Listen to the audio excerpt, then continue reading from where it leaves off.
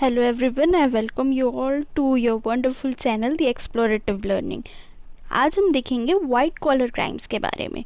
First we will have a look at the introduction of the white collar crimes कि actually what is a white collar crime, and then the historical background ki from where the thing started, when this terminology white collar crime came into existence, and stuff like that will be covered in this lecture. First of all, I want you to subscribe this channel because अब ये white collar crime की पूरी playlist आने वाली है. Okay, so we will read about white collar crime in detail, like how to differentiate between blue and white collar crime and much more. Okay, so without further wastage of time, let us begin the lecture. First of all introduction देखते हैं क्या होता है white collar crimes का.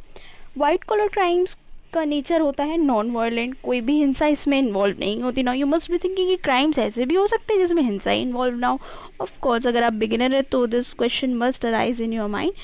However इसका primary motive, whole sole aim इसका केवल और केवल फिनेंशियल गेन ही होता है. तो नाउ यू कैन अंडरस्टैंड कि इसमें किसी को भले ऐसा बॉडीली हार्म नहीं होता है, बट इकोनॉमिकली ये क्राइम्स दूसरों को हार्म पहुंचाते हैं. ठीक है, वाइट कॉलर क्राइम्स जो होते हैं वो बेसिकली ऑक्यूपेशन में रहते हैं वही परपिट्रेटर कमिट कर रहा होता है. मतलब कि अपने ऑक्यूपेशन को वो एक वेपन की तरह यूज़ करता है, अपने पावर को, अपने पोजीशन को, in order to commit the crime. वो कोई प्रेस्टिजियस पोजीशन में हो सकता है, पावरफुल पर्सन हो सकता है ना. तो वाइट कॉलर क्राइम जो वर्ड था 1930 में हमारे एडविन सदरलैंड साहब ने कॉइन किया था. सबसे पहले ये वर्ड तब यूज़ किया गया था. अच्छा, यू मस्ट बी थिंकिंग ये वर्ड तो 1930s में आया, बट क्या उसके पहले वाइट कॉलर क्राइम्स नहीं होते थे? No, it is not like that. White collar crimes तो तब भी होते थे, बट उसको जो ऑफिशियल रिकॉग्निशन है वो बहुत बाद में मिला था. Because earlier it was not something that people took in to consideration. It was not the whole sole point of discussion. Okay, so we will have look about this and your question will be answered by end of this lecture. Now the historical background कि आखिर कैसे पूरा जो focus था वो white collar crimes की तरफ drive किया गया. बिकॉज वाइट कॉलर क्राइम्स को लोग उतना सीरियसली नहीं लेते थे. Why? Because as I have already told you it is non violent nature of crime. कोई इसमें मार काट या बॉडीली हार्म्स नहीं प्रेजेंट होते थे, इसीलिए लोगों के नोटिस में उतना ईजिली आता भी नहीं था. Because things use to happen behind the back of the people. और कभी कभी तो ऐसा होता था, अभी भी इतने सारे वाइट कॉलर क्राइम्स होते हैं, उनकी नॉलेज लोगों को नहीं हो पाती है. वाई? बिकॉज यहाँ पे जो आफ्टर इफ़ेक्ट्स होते हैं क्राइम के वो उतना ईजीली दिखते नहीं हैं, या फिर दिखते हैं बट मोस्टली दबा दिए जाते हैं. Because it is mostly committed by powerful people who are in highest authority, in highest position. ठीक है, तो वाइट कॉलर क्राइम का कॉन्सेप्ट अब किसने लाया था? एडविन सदरलैंड ने, as we have already discussed about it. ठीक है, सदरलैंड ने पॉइंट आउट किया कि जो ट्रेडिशनल क्राइम्स होते हैं, जैसे कि क्या किडनैपिंग हो गई, मर्डर हो गया, डकॉइटी, रेप एंड ये सारे क्राइम्स जो कि मोस्ट कॉमनली आपको न्यूज़पेपर में भी देखने को मिल ही जाते हैं. होल सोल फोकस तो एक कॉमन मैन का इन क्राइम्स पर ही होगा ना. बिकॉज एक मिडिल क्लास या फिर लोअर मिडिल क्लास ये सब फैमिलीज़ जो होंगी उनकी नज़र में ये क्राइम ज़्यादा आएंगे, क्योंकि हमारे इन्वायरमेंट में तो ये क्राइम ज़्यादा कमिट हो रहे हैं. तो हमारे लिए क्राइम की डेफिनेशन भी यही होगी. If I could tell you to just give me an example of 5 crimes whatsoever comes in your mind first, तो मोस्ट प्रोबेबली ये ट्रेडिशनल क्राइम्स ही हमारे माइंड में पहले आएंगे. मनी लॉन्ड्रिंग या बाकी सारी चीज़ें तो हैं, वो तो हम शायद we might not be able to recall that. Fine, तो फिर यही था. पुरानी सोसाइटी में भी यही होता था. सदरलैंड ने तब जाके पॉइंट आउट किया फर्स्ट टाइम कि ट्रेडिशनल क्राइम्स जो होते हैं ना उनके अलावा हट के और भी बहुत सी एंटी सोशल एक्टिविटीज़ हो रही हैं, उस पर भी तो नज़र डालो. There are crimes which are committed by the upper strata people. High profile लोग भी हैं जो अपने ऑक्यूपेशन में, अपने बिजनेस में रहते हुए बहुत सी ऐसी एक्टिविटीज़ कमिट कर रहे हैं which is not legal and that's need to be focused on. Because इसके आफ्टर इफेक्ट्स जो होते थे वो कॉमन पीपल को, वो हर किसी को, वो कंट्री एज अ होल को सफ़र करने का पड़ते थे. But people were not focused on it. ये एक्टिविटी को एक नॉर्मलाइज कर दिया जाता था कि ठीक है ये उसके प्रोफेशन का पार्ट है, it is essential for a businessman to be successful. तो कोई उस पर कभी इतना ध्यान नहीं देता था. फर्स्ट टाइम सदरलैंड ने इस पर सबका फोकस ड्रॉ किया. Then what happened next?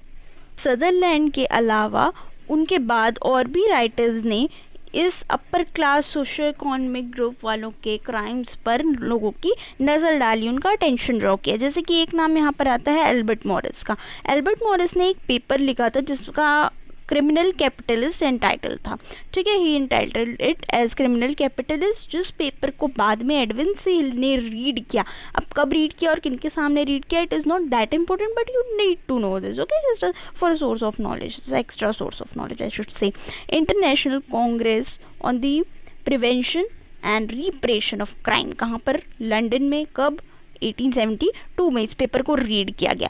इस पेपर का भी वही कहना था जो सदरलैंड का कहना था कि जो हाई प्रोफाइल पीपल जो हैं, जो अपने बिजनेस यार्ड में कमिट कर रहे हैं, which is actually occurs to the society, तो इस चीज़ पर भी हमें नज़र डालनी चाहिए, है ना। मॉरिस ने 1934 में एक्चुअली इस पे और ज़्यादा इम्फेसिस किया, थोड़ा और जोर डाला कि ये इस टाइप के जो क्राइम है, ये एंटी सोशल एक्टिविटीज़ जो हो रही है, हाई प्रोफाइल पीपल जो कमिट कर रहे हैं, इन एक्टिविटीज़ को, इन एंटी सोशल एक्टिविटीज़ को भी क्राइम का दर्जा दिया जाना चाहिए। It should not be normalised by the society the way people used to do back then. Fine, तो ये चीज़ें एल्बर्ट मॉरिस ने की, क्या की, एक पेपर पब्लिश किया, क्रिमिनल कैपिटलिस्ट एंटाइटल किया, उस पेपर को ये टाइटल दिया गया, फिर उसको एडविन सी हिल ने रीड किया, ठीक है, लंदन में किया गया एक सोसाइटी के सामने, एंड होल सोल उनका भी एम वही था, उनका भी गोल वही था जो सदरलैंड का था कि हाई प्रोफाइल पीपल की एंटी सोशल एक्टिविटीज़ को रेगुलेट किया जाना चाहिए, उसको क्राइम घोषित कर दिया जाना चाहिए। Fine, which was not normal back then, I repeat. ये वाइट कॉलर क्राइम जो था, ये टर्म भी आ गया था, बट अभी भी लोगों को इस चीज़ से फेमिलियर कराना ज़रूरी था। पायोनियर कौन थे इन सब चीज़ के, सदरलैंड थे, एडविन एच सदरलैंड उनका पूरा नाम था, EH सदरलैंड, सॉरी। तो he was the pioneer of this entire procedure. यहाँ पर दो टर्मिनोलॉजीज यूज हुई हैं, एक था वाइट कॉलर क्राइम, दूसरा है blue collar crime, and we will be using this words interchangeably according to the definition put forth by Edwin Sutherland. White collar crimes वो होते थे जो कि जो हाई प्रोफाइल पीपल थे वो अपने प्रोफेशन के आड़ में करते थे, ठीक है, और ब्लू कॉलर क्राइम सिंपली वो क्राइम्स होते थे जो कि ट्रेडिशनल क्राइम्स है, वहीं रॉबरी, ये सब कुछ। तो इन दोनों को हम कैसे डिफ्रेंशिएट कर सकते हैं, इसको एक एग्जांपल देकर यहाँ पे मैंने समझाया हुआ है। देखो, अगर कोई पर्सन है वो अच्छे हाई प्रोफाइल फैमिली से आता है, चलो हाई प्रोफाइल फैमिली से नहीं भी आता है तो एटलीस्ट उसके पास कुछ अच्छी डिग्री है, कोई अच्छी रेपुटेशन है उसकी सोसाइटी में, he is well educated, he knows all pros and cons of the act that he is going to commit.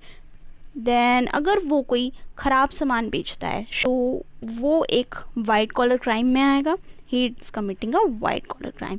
But similarly अगर कोई एक पर्सन है वो विक्टिम बन जाता है किसी ऐसे ग्रुप का, किसी ऐसे लोगों का जो कि उतने ज़्यादा वेल रिकॉग्नाइज नहीं है सोसाइटी में, है ना, उनको कोई जानता नहीं है, ऐसे किसी पर्सन ने कोई भी शॉडी गुड्स यानी कि तुच्छ सामान, कुछ ख़राब सा सामान सेल किया उनको, तब ये एक वाइट कॉलर क्राइम नहीं होगा, ठीक है। In a nutshell white collar crime वो होगा which is committed by some people who own a prestigious position in the society, उनके पास अच्छी डिग्री है ना, उनका कोई रिकॉग्निशन है, they are well known in the society, उनका नेम है, फेम है।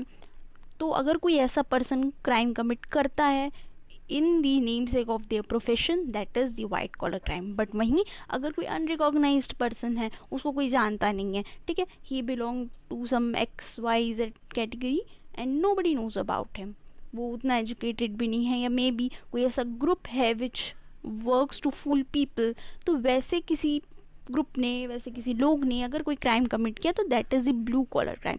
यही दोनों में एक डिफरेंस है। However I am gonna make a dedicated lecture on the difference between this two, but at this point you need to understand what is blue collar crime and what is a white collar crime. white collar crime में कोई भी ऐसे traditional crime, robbery, murder ये सब नहीं आते हैं। White collar crime का नेचर ही यही है कि वो नॉन वायलेंट क्राइम होता है, and most of the time it is not that easy to point out a white collar criminal, क्योंकि वो मोस्टली एक प्रेस्टिजियस प्रोफेशन में होते हैं, कोई हाई प्रोफाइल होते हैं। फॉर एन एग्जाम्पल, अगर ब्राइबरी हो रही है, कोई एडमिनिस्ट्रेटिव ऑफिसर ब्राइबरी कर रहा है, तो वो एक एक्स्ट्रा सोर्स है उसकी इनकम का, है ना, उसकी कोई नेसेसिटी तो नहीं है ये, तो that is a white collar crime. Now Sutherland ने टोटल 70 लार्ज कॉरपोरेट्स को एग्जामिन किया जो कि इन्वॉल्व थे वाइट कॉलर क्राइम्स में, जिन पे कभी ना कभी ये चार्जेस लगे हुए थे कि they are the white collar criminals, ठीक है। उनके ऊपर जो चार्जेस लगे थे वो किस किस टाइप के थे, पहला तो जैसे कि कहीं कुछ कॉन्ट्रैक्ट्स था, कॉन्ट्रैक्ट्स में कुछ झोल हुआ था। फॉर एन एग्जांपल कोई 3 इयर्स का कॉन्ट्रैक्चुअल पीरियड था किसी का एंड वो उसको तोड़ देता है उस कॉन्ट्रैक्ट को, ठीक है। देन कॉम्बिनेशन और conspiracies in restraint of trade, यहाँ पे जो भी ट्रेड से जुड़ी हुई माल प्रैक्टिसेस है उनकी बात की जा रही है। ट्रेड को अपने कंट्रोल में रखने के लिए कोई भी माल प्रैक्टिस करना, अनएथिकल मीन्स का फॉलो करना, है ना। फिर आते हैं एडवर्टीजमेंट को मिस इंटरप्रेट करना। कभी कभी एडवर्टीजमेंट में ऐसी बातें बोल दी जाती है प्रोडक्ट के बारे में जो कि एक्चुअली ट्रू होती ही नहीं है। फॉर एन एग्जाम्पल कोई एक फलाना ड्रिंक है, उसको पीने से हाइट बहुत अच्छी लंबी हो जाएगी, but most of the time ऐसा होता ही नहीं है। फॉल्स क्लेम जो होते हैं वो कर दिए जाते हैं प्रोडक्ट को लेके, है ना, just to increase it sell. तो it is also an example of white collar crime. और इन 70 लोगों में से 70 कॉर्पोरेट जो भी कंपनी इन्वॉल्व थी उनमें से कुछ कंपनीज तो मिस इंटरप्रिटेशन ऑफ एडवर्टीजमेंट में भी इन्वॉल्व थी। फिर इन्फ्रिंजमेंट ऑफ कॉपीराइट, किसी और का कॉन्टेंट है कोई और यूज़ कर रहा है अपने नाम से बिना सामने वाले को क्रेडिट दिए हुए। I hope you all are aware with this, because ये कॉपीराइट क्लेम्स ये सब तो अभी जो मॉडर्न टाइम्स है उसमें बहुत कॉमनली सुनने को मिल रहा होता है इस टाइप का word when you talk about some social media platforms, तो it is quite common there.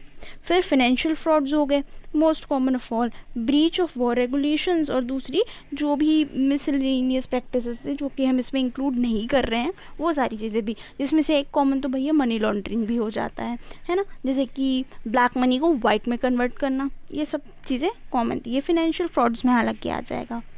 पर अब क्या हुआ ना कि इन चीज़ों के बारे में सदरलैंड को और बहुत से जो इकोनॉमिस्ट हो गए, फिलोसफर्स हो गए, उनको तो ये पता था। But now question comes when we talk about common people, whether common people have knowledge about white collar crimes या still they used to normalize this।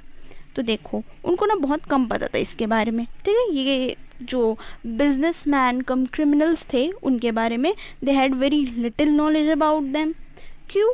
क्योंकि ये डायरेक्ट उनको कोई प्रॉब्लम तो वैसे कॉज कर ही नहीं रहा था। अगर डे टू डे लाइफ में कोई प्रॉब्लम होती तब लोगों को समझ में आता, बट इसके लॉन्ग टर्म इफेक्ट्स होते थे। मोस्टली क्या होता था, लाइक अभी किसी ने 2024 में कोई फ्रॉड किया, ठीक है, वो इतना जल्दी हाईलाइट नहीं होता, वो जाते जाते 2027 में जब कोई बहुत बड़ा ब्लंडर हो जाता या फिर बहुत ज़्यादा लॉस हो चुका रहता तब जाके चीज़ें हाईलाइट होती थी। This was the main problem which is why common people were least aware about such white collar crime, and I totally feel that still people are not much aware about the white collar crimes. और यहाँ पे बहुत एक अच्छी line लिखी हुई है कि charges are forgotten long before they are settle.